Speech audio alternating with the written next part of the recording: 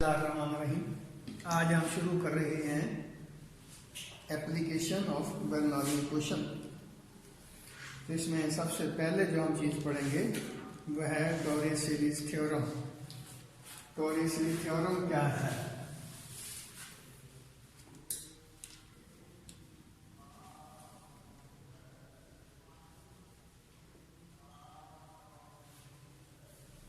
ये top unit होता है ना, प्रेशर का, तो इसी के नाम से टॉप। तो ये टोरी-सीरीज थ्योरम क्या है कि अगर बिलफर्ज हमारे पास एक कंटेनर है, इसके अंदर जो है आइडियल फ्लूइड है रखा गया,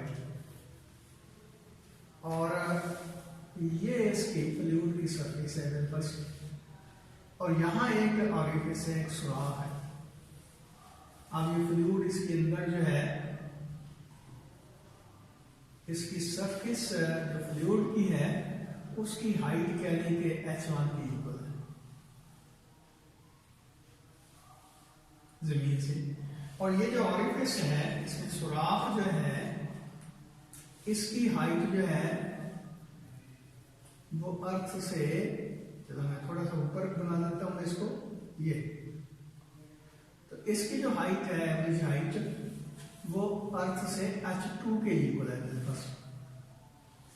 तो अब कहता ये है कि यहां से, इस सुराख से जो ये फ्लूइड जो है इजेक्ट आउट होगा इस डायरेक्शन में, इसकी जो v होगी, ये वेलोसिटी एक्चुअली उस वेलोसिटी के बराबर होगी कि अगर फ्लूइड यहां से ड्रॉप किया जाता है और वो under the action of gravity move करता हुआ जब यहां पे आता है, तो उसकी जो स्पीड होगी डाउनवर्ड डायरेक्शन में, उतनी ही इसकी स्पीड होगी हॉरिजॉन्टल डायरेक्शन में। यानी कि अगर बिल्कुल, चलो एक और एग्जांपल मैं देता हूं कि यहां से अगर एक आप बॉल फेंकते हैं, ड्रॉप करते हैं, या पत्थर फेंकते हैं, कंक्रीट, तो यहां से यहां तक, इस हाइट तक, यानी कि ये हाइट h2 है, इसकी ये इनिशियल हाइट जो h1 थी, तो h1 से इसको हमने ड्रॉप किया, यहां से यहां तक आते आते जितनी इसकी वेलोसिटी होगी डाउनवर्ड डायरेक्शन में, उतनी ही वेलोसिटी इसकी, यानी ये फ्लूइड की होगी ये फॉरवर्ड डायरेक्शन में, जो इस सुराख से बाहर निकलेगा। सिंपल बात ये देखें ना, ये एक डब्बा ले लें, उसके अंदर जो है आप वो सुराख निकाल दें, तो उसके अंदर पानी भरेंगे तो क्या होगा, यहां से पानी जो निकलना शुरू कर देगा। अब इस पानी की जो वेलोसिटी होगी वो किसके इक्वल होगी? टोरी-सीरीज ये कहता है कि यहां से अगर वाटर को ड्रॉप किया जाता और वो under the action of gravity move करता हुआ यहां तक पहुंचता, तो इस पॉइंट के ऊपर उसकी जो वेलोसिटी की डायरेक्शन डाउनवर्ड होगी, उसकी वेलोसिटी की जो मैग्नीट्यूड होगी डाउनवर्ड डायरेक्शन में, वही वेलोसिटी जो है, उसी वेलोसिटी से ये जो वाटर है इस डायरेक्शन में फ्लो आउट होगा, जिसका हम नाम देते हैं स्पीड ऑफ एफ्लक्स। ये कहलाएगा स्पीड ऑफ एफ्लक्स। यानी कि स्पीड ऑफ एफ्लक्स जो होती है एक्चुअली वो उस स्पीड के बराबर होती है कि अगर ये फ्लूइड जो है यहां से ड्रॉप किया जाए, यहां तक पहुंचे, तो इस पॉइंट के ऊपर जो इसकी स्पीड होगी डाउनवर्ड डायरेक्शन में, उसी स्पीड के साथ ये जो फ्लूइड है ये फॉरवर्ड डायरेक्शन में फ्लो आउट होगा इस ऑरिफिस से। यानी स्पीड ऑफ एफ्लक्स जो होगी वो उस वेलोसिटी के बराबर होगी जिस वेलोसिटी के साथ जब बॉडी जो है वो फॉल करती हुई, या वाटर जो है या फ्लूइड जो फॉल करता हुआ यहां तक पहुंचता है, तो इस पॉइंट के ऊपर डाउनवर्ड डायरेक्शन में जितनी इसकी वेलोसिटी की मैग्नीट्यूड होगी वही स्पीड ऑफ एफ्लक्स के बराबर होगी। तो अब इसको हम देखना चाहते हैं, प्रूव करना चाहते हैं कि वाकई बात ऐसी ही है।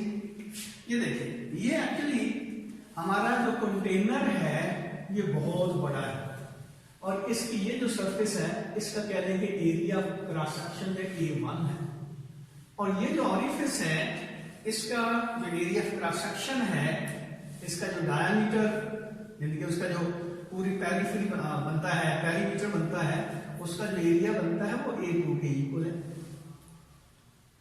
अब यहां पे फ्लूइड जो है, जाहिर है जब यहां से इंजेक्ट आउट होगा तो यहां से ये डाउन आएगा, तो जब ये डाउन होगा तो इसकी डाउनवर्ड डायरेक्शन में वेलोसिटी कह लें कि v1 है, और यहाँ स्पीड ऑफ फ्लक्स जो है जिसको हमने शो किया b से, ये कह लेंगे v2 के इक्वल है। सिंपल बात क्या हुई कि ये हमारा 1 पॉइंट है, ये जो सरफेस है फ्लूइड का, और ये ऑरिफिस जो है ये 2 पॉइंट है। अब यहाँ पे हम इस्तेमाल करते हैं बर्नौली इक्वेशन। तो बर्नौली इक्वेशन में हमने क्या पढ़ा था, P1 plus half rho V1 square plus rho GH1 is equal to P2 plus half rho V2 square plus rho GH2। अब यहां देखें कि ये सारे का सारा कंटेनर जो है किस में पड़ा हुआ है, लहर एटमॉस्फेयर में पड़ा हुआ है, और इसके हर पॉइंट के ऊपर जो प्रेशर बन रहा है वो एटमॉस्फेयर प्रेशर के बराबर होगा। यानी कि जितना प्रेशर यहाँ पे है, ये एटमॉस्फेयर प्रेशर है, उतना ही प्रेशर यहाँ पे है। अब बच्चों के जहन में शायद ये हो कि ये यहाँ से तो प्रेशर डाउनवर्ड है, इधर प्रेशर जो है वो भी डाउनवर्ड होना चाहिए। नहीं, ऐसी बात नहीं है। ये देखिए मेरा हाथ है, इसके ऊपर एटमॉस्फेयर प्रेशर जो है जितना ऊपर से है उतना ही नीचे से, उतना ही दाएं से है, उतना ही बाएं से मेरी उंगली है, चारों तरफ इसका प्रेशर जो एटमॉस्फेयर प्रेशर एक जैसा ही होगा। इसका मतलब ये होगा कि जितना यहाँ पे प्रेशर है उतना ही यहाँ पे प्रेशर होगा। और प्रेशर आपको पता है कि वेक्टर क्वांटिटी नहीं है, स्केलर क्वांटिटी है। जब आप साइकिल जो है उसका टायर का प्रेशर जो चेक करते हैं तो क्या करते हैं, वो चारों तरफ से चेक करना पड़ता है या सिर्फ एक ही जगह पे आप थंब से उसको पुश करके देख लेते हैं कि प्रेशर ज्यादा है या प्रेशर कम है। तो डेफिनेटली अकलमंद बच्चा वही होगा जो सिर्फ एक पॉइंट पे उसको थंब से प्रेस करके जो चेक कर लेगा कितना प्रेशर है, ज्यादा है टायर का या कम है। इसका मतलब क्या हुआ कि प्रेशर जो है चारों तरफ एटमॉस्फेयर का एक जैसे ही होगा, जितना यहाँ पे प्रेशर होगा उतना ही यहाँ पे प्रेशर होगा। इसका मतलब पहली बात तो ये हुई कि P1 जो है वो P2 के इक्वल होगा, उसको P कह दें। अब दूसरी बात ये देखिए, ये एक हमारा पॉइंट है, ये दूसरा पॉइंट है। यहाँ इन दोनों पॉइंट्स के ऊपर अगर हम क्वेश्चन ऑफ कंटिन्यूटी इस्तेमाल करते हैं तो हम कहते हैं कि A1 V1 is equal to A2 V2। अब V2 की वैल्यू अगर हमने निकालनी है इस इक्वेशन में तो V2 किसके बराबर होगी, A1 over A2 into V1। अब ये देखिए V2 की वैल्यू जो होगी, बल्कि V1 की वैल्यू निकालते हैं, यानी कि यहाँ पे जो फ्लूइड है उसकी सरफेस की वेलोसिटी जो है वो हम निकालना चाहते हैं, तो V1 की वैल्यू निकालनी पड़ेगी ना, क्योंकि ये हमने V1 यानी 1 पॉइंट ये है, तो V1 किसके इक्वल होगा, V1 इक्वल होगा A2 over A1 into V2। ये V1 A2 over A1 into V2। अब इस फैक्टर के ऊपर जरा गौर करें। A2 ये जो बहुत बारीक सा सुराख है इसका एरिया है, और A1 ये जो पूरी सरफेस है हमारी कंटेनर की, इसका एरिया है।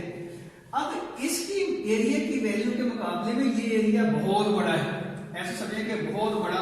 चलो मैं एक छोटी सी एग्जांपल देता हूँ। एक प्लास्टिक का बहुत बड़ा ड्रम पड़ा हुआ है, उसमें आपने एक नीडल से छोटा सा सुराख निकाल दिया, नीडल से सुई से सुराख निकाल दिया, और वो जो हमारा ड्रम है उसके अंदर पानी है। अब वो जो जहां आपने सुराख निकाला है वहां से पानी जो है इवेंट होना शुरू हो जाता है। तो आप ये देखें कि क्या आप सरफेस ऑफ द वाटर को, यानी कि जो प्लास्टिक का ड्रम है उसकी सरफेस जो है वाटर की, उसको देख के ये अंदाजा लगा सकते हैं कि वो नीचे की तरफ जा रहा है। डेफिनेटली आपको पता ही नहीं चलेगा कि वो पानी जो है उसका नीचे की तरफ जा रहा है। क्यों? उसकी वेलोसिटी इंतहाई कम होगी। वजह क्या है कि ड्रम का एरिया क्रॉस सेक्शन बहुत बड़ा है, और उसके अंदर जो हमने सुराख निकाला है और ये उसका एरिया क्रॉस सेक्शन जो है बहुत कम है। तो यहाँ क्या है, A2 की वैल्यू बहुत समान है एज कंपेयर टू A1, यानी कि A2 is much less than A1। इसका क्या मतलब हुआ, जब छोटी क्वांटिटी को बहुत बड़ी क्वांटिटी से डिवाइड किया जाता है तो उसका रिजल्ट अप्रोक्सीमेटली इक्वल टू 0 आता है। इसका मतलब क्या हुआ कि हम कह सकते हैं कि A2 over A1 is approximately equal to 0। जब ये 0 होगा तो इसको 0 से मल्टीप्लाई करें, इसका मतलब V1 की वैल्यू 0 के बराबर होगी। वही बात कि जब जो ड्रम है हमारा उसकी सरफेस स्केल को देख के हमें ये अंदाजा नहीं होगा कि ये सरफेस नीचे की तरफ जा रही है, जबकि हमें यही पता चलेगा, यानी कि हम यही गेस करेंगे कि ये अपनी सरफेस बरकरार रखे हुए हैं, यानी कि पानी की सरफेस नीचे की तरफ मूव नहीं कर रही। तो यही बात यहाँ पे से देखें, V1 जो है 0 के इक्वल है।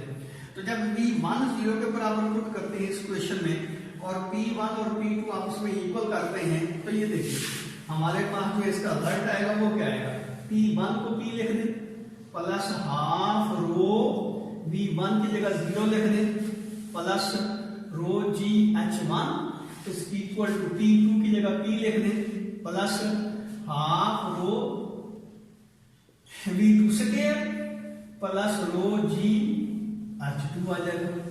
अब ये देखें ये P से ये P कैंसिल हो जाएगा, ये वैसे फैक्टर 0 हो गया। तो आपके पास जो बाकी चीज बची वो क्या थी, वो थी rho GH1 is equal to half rho V2 square plus rho GH2।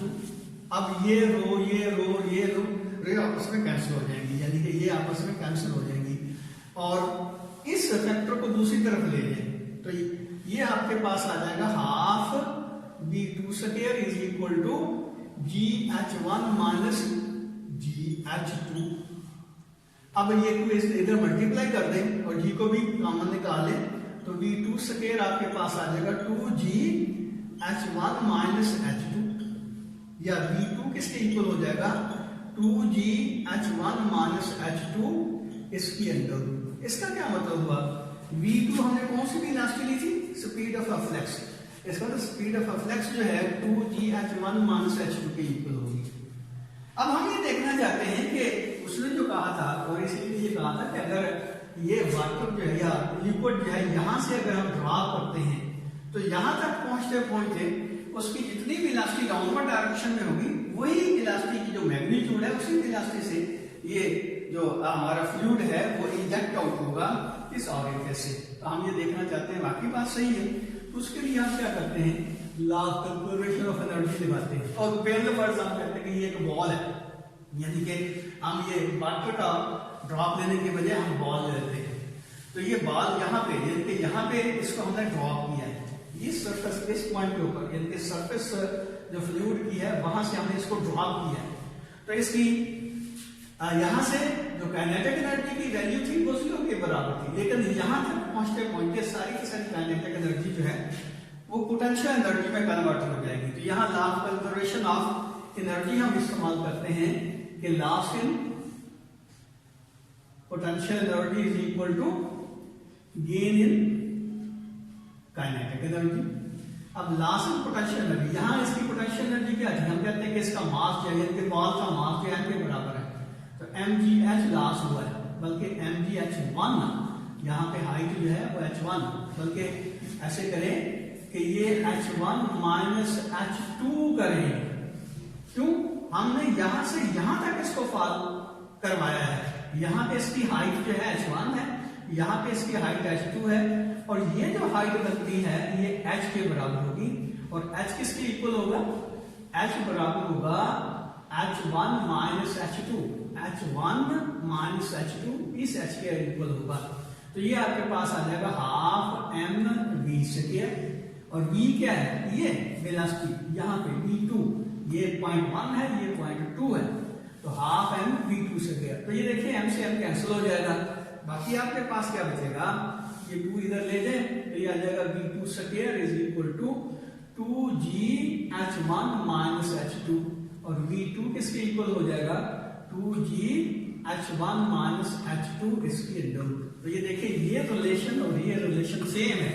इसका क्या मतलब हुआ कि स्पीड ऑफ फ्लक्स जो होगी वो उस स्पीड के बराबर होगी कि अगर कोई भी ऑब्जेक्ट, मिसाल के तौर पर आप लिक्विड ले लें या कोई भी ऑब्जेक्ट ले लें, पत्थर ले लें, एक बॉल ले लें जिस तरह हमने यहाँ लिया, तो यहाँ से उसको हम ड्रॉप करते हैं, फेंकते नहीं, यानी थ्रो नहीं करते बल्कि यहाँ से छोड़ देते हैं, तो वो क्या करता है यहाँ तक पहुंचते पहुंचते जितनी वो वेलोसिटी गेन करता है एक्चुअली उतनी ही वेलोसिटी यहाँ से फ्लूइड जब इजेक्ट होता है इस सरफेस से, इस रॉक से, उसकी स्पीड उतनी ही होगी जितनी यहाँ से ड्रॉप करते हुए एक ऑब्जेक्ट यहाँ तक वो पहुंचते हुए जो जितनी स्पीड जो है वो अटेन करता है, उसी स्पीड से ये जो हमारा फ्लूइड है वो इजेक्ट आउट होता है। अब एक और बात आपकी किताब में दी गई है उसको भी जरा देख लेते हैं। एक तो यहाँ से ऑरिफिस हमने निकाल दिया था, एक ऐसे किया कि इधर एक पाइप लगा दी।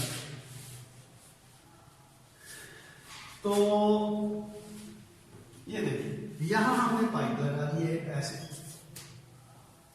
और पाइप को थोड़ा सा नीचे छोड़ दिया है, ये लेवल जो है सरफेस का इसका लिक्विड का, उससे इसका पाइप का एंड थोड़ा सा नीचे है। तो क्या होगा, हम देखते हैं कि इधर से जो पानी फ्लूइड जो है यहां से निकलता है, तो यहां से वो इजेक्ट आउट होगा, इरप्ट होगा, और उसका जो लेवल है जहां तक वो रेस करेगा वो तकरीबन इस सरफेस के लेवल के बराबर होगा, थोड़ा सा कम होगा। कम क्यों होगा? विस्कोसिटी की वजह से, यानी कि जो ड्रैग फोर्सेस हैं या रेजिस्टिव फोर्सेस हैं उसमें विस्कोसिटी भी आ जाती है, तो उसकी वजह से ये हमारा फ्लूइड जो है इस जो सरफेस का लेवल है उससे थोड़ा सा नीचे रहेगा। लेकिन फिजिकली अगर हम उसको इग्नोर कर दें, थोड़ा सा ये जो डिफरेंस बनता है, तो हम सिंपल ये कह सकते हैं कि इसका यहां से जो इरेक्ट होगा फ्लूइड, वो उसका लेवल इसके लेवल के बराबर ही होगा। तो यहां क्या हुआ, यहां तो हमने कहा ना कि यहां से kinetic potential energy kinetic energy में कन्वर्ट हुई, यहां क्या हुआ, काइनेटिक एनर्जी पोटेंशियल एनर्जी में कन्वर्ट हुई। तो बात वही है कि अगर हम यहां से ड्रॉप करते हैं वाटर को या फ्लूइड को, तो यहां तक पहुंचते पहुंचते जितनी उसकी वेलोसिटी होगी वो स्पीड ऑफ फ्लक्स के बराबर होगी। अगर इसको इतनी स्पीड से यहां से इंजेक्ट करते हैं तो डेफिनेटली ये उस लेवल को अटेन करेगा। अगर इसकी जो फ्रिक्शनल फोर्सेस हैं उसको इग्नोर किया जाए, तो ये उस सरफेस का, यानी फ्लूइड जो है उसका जो सरफेस है वहां तक ये इजेक्ट आउट होगा, निकलेगा, इजेक्ट आउट होगा। यहां से इसकी जो हाइट है अप्रोक्सीमेटली सरफेस के इक्वल होगी। तो सिंपल बात क्या हुई कि speed of flux is equal to the speed gain by the water if it drop from the surface of the water being fluid, if it drop from the surface of the fluid and moving under the action of gravity at the height where orifice is existed, यानी कि यहाँ ये जो orifice है यहाँ से लेकर यहाँ तक जो अगर हम किसी भी ऑब्जेक्ट को ड्रॉप करते हैं और वो ग्रेविटेशनल फील्ड के ग्रेविटेशनल फोर्स की वजह से यहाँ तक पहुंचते पहुंचते जितनी स्पीड हासिल करता है वो उस स्पीड के इक्वल होगी जिस स्पीड से ये फ्लूइड है वो इंजेक्ट आउट हो रहा होगा यहाँ से। अब यहाँ एक और बात ये देखिए कि सिंपल अगर आप ये भाग तजुर्बा भी कर सकते हैं, ये आप ऐसा करें कि टिन ले लें इसका घी वाला या ये जो ऑयल कुकिंग ऑयल होता है उसका, उसमें आप ऐसे करें कि एक सुराख यहां निकाल दें, एक सुराख यहां निकाल दें, एक सुराख यहां निकाल दें, और इसमें पानी भर दें इतना, यानी कि इस सुराख के बराबर जो है इसमें पानी जो है उसको भर दें यहां से। अब ये देखेंगे आप कि ये ए जो ऑरिफिस है, ये बी ऑरिफिस है, ये सी ऑरिफिस है, यहां से पानी आगे नहीं निकलेगा बल्कि इसके साथ साथ गिरना शुरू कर देगा ऐसे, और यहां से पानी जो है इस तरह गिरेगा और यहां से पानी इस तरह गिरेगा, यानी कि यहां स्पीड अप्रोक्सीमेटली 0 के बराबर होगी। क्यों? सरफेस के ऊपर जो है हमने सुराख निकाला हुआ, तो इसका क्या मतलब हुआ, इसकी हाइट की वैल्यू का h1 माइनस h2 0 के बराबर, वहीं पे सरफेस ऑफ द वाटर है और वहीं पे ऑरिफिस है, h1 और h2 आपस में इक्वल हो गई। तो इसका मतलब ये हुआ कि यहाँ इसका स्पीड ऑफ फ्लक्स जो है वो 0 के बराबर होगी। इसका मतलब क्या हुआ कि ये पानी में आगे नहीं जाएगा बल्कि सरफेस के साथ साथ मूव करता हुआ यहाँ तक पहुंचेगा बॉटम तक। लेकिन यहाँ क्या होगा, यहाँ चूंकि ये सरफेस है, h1 का लेवल ये है, h2 का लेवल ये है, तो ये होगा h1 माइनस h2 जिसको हमने h से शो किया, यहाँ देख रहे हैं, बल्कि यहाँ। इसका क्या मतलब हुआ, अब इस h की वैल्यू जो है 0 से ग्रेटर है, नतीजा निकलेगा कि अब इसकी वेलोसिटी 0 नहीं होगी, ये फैक्टर 0 नहीं है, अब वेलोसिटी 0 नहीं है। इसका क्या मतलब हुआ कि ये कुछ वेलोसिटी के साथ यहाँ इजेक्ट होगा, लेकिन उसकी वैल्यू जो है वेलोसिटी की कंपैरेटिवली कम है। और अगर यहाँ देखें तो ये देखिए h1 और h2 का डिफरेंस ज्यादा बन गया, इसका मतलब b की वैल्यू जो है यहाँ पे ज्यादा होगी। इसलिए प्रैक्टिकली भी आप देखें कि यहाँ से पानी जो है वो दूर जाके गिरेगा। तो ये आप तजुर्बा खुद घर में कर लें, ये कोई ऐसा मुश्किल भी नहीं है, बल्कि मैंने रूटीन कहा है इसका कंटेंट क्या कहते हैं कि ऑयल वाला, वो कहेगा ऑयल का। आप ये जो टिन पैक नहीं होते, ये जो कोल्ड ड्रिंक्स के होते हैं, तो वो ले लें, उसमें ऐसे सुराख कर लें, तो आप देखेंगे कि यहां से यानी कि बिल्कुल सरफेस के ऊपर जो सुराख निकाला उससे जो पानी निकलेगा वो सरफेस को टच करता हुआ नीचे की तरफ गिरेगा, क्योंकि उसकी स्पीड ऑफ फ्लक्स जो 0 के बराबर होगी। लेकिन यहाँ पे इसकी स्पीड ऑफ फ्लक्स कंपैरेटिवली ज्यादा होगी। रिजल्ट ये निकलेगा कि यहाँ से जो पानी निकलेगा बाहर वो इस तरह गिरेगा, और बिल्कुल बॉटम के ऊपर जो आपने सुराख किया है वहां से जो पानी इंजेक्ट होगा वो दूर जा गिरेगा। क्यों? इसकी स्पीड इसके मुकाबले में ज्यादा होगी।